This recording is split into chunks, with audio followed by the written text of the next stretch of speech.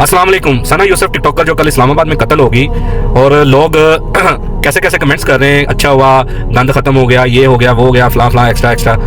मैं इन लोगों से एक सवाल करना चाहता हूँ कि आप लोग इंसान कहलाने के लायक हो?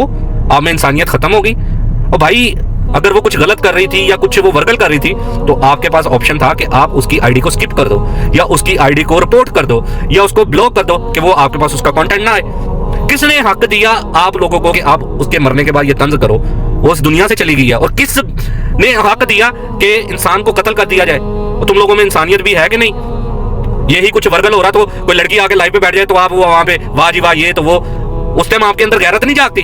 जब मिनाहिल मलिक या हरीम शाह या किसी का भी कोई वीडियो वायरल होती है, कोई टोटा लीक होता है, तो उस टाइम तुम लोगों में गैरत नहीं जागती? उस टाइम तो आप लोग कुछ नहीं करते। उसके मरने के बाद खुदा का कोई खौफ करो, दुआ करो कि उसके अमाल जो भी थे अल्लाह ताला उसके अमाल बख्शे और उसको अल्लाह ताला उसकी मगफरत करे। ये लेकर आओ। पाकिस्तान जिंदाबाद, इमरान खान पाइंदाबाद। मैं इससे ज्यादा कुछ नहीं बोल सकता।